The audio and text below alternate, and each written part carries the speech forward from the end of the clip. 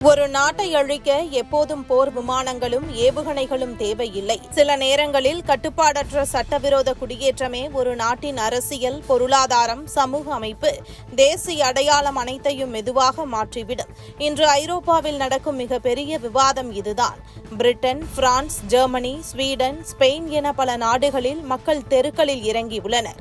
கோபம் பொருளாதாரத்தை பற்றி மட்டுமல்ல, எங்கள் நாடு எங்கே செல்கிறது என்ற கேள்வியே இந்த போராட்டங்களின் மையமாக உள்ளது. ஸ்பெயினுக்கு சொந்தமான வட ஆப்பிரிக்க எல்லைப் பகுதிகளான சியூட்டா, மெல்லிலா வழியாக ஆயிரக்கணக்கானோர் சட்டவிரோதமாக எல்லையை தாண்ட முயன்ற சம்பவங்கள் உலகையே அதிர வைத்தன.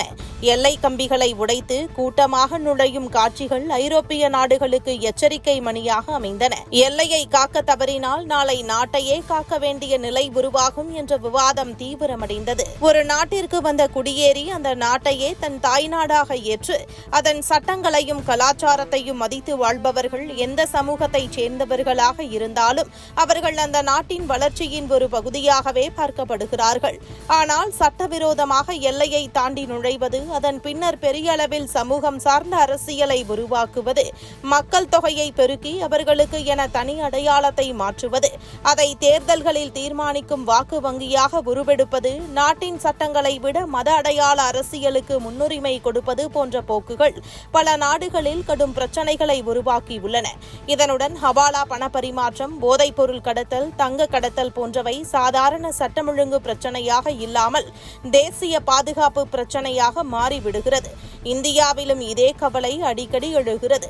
குறிப்பாக வங்கதேச எல்லை வழியாக நடைபெறும் சட்டவிரோத ஊடுருவல் குறித்து பல ஆண்டுகளாக பாதுகாப்பு அமைப்புகள் எச்சரிக்கை விடுத்து வருகின்றன. சட்டவிரோத குடியேற்றம் என்பது வெறும் மக்கள் வருகை அல்ல.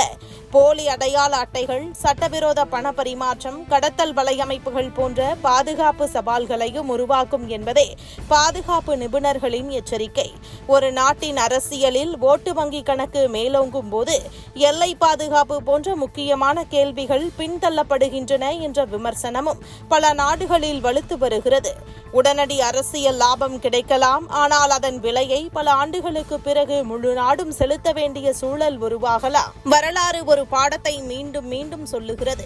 எல்லையை இழந்த நாடு நிலத்தை மட்டும் இழப்பது இல்லை, அதன் அடையாளத்தையும் இழக்க தொடங்கும். அதனால்தான் உலகின் பல நாடுகள் இன்று ஒரு கேள்வியை முன்வைக்கின்றன. அது மனிதாபிமானம் அவசியம், ஆனால் தேசிய பாதுகாப்பை விட பெரிய மனிதாபிமானம் ஏதேனும் இருக்கிறதா?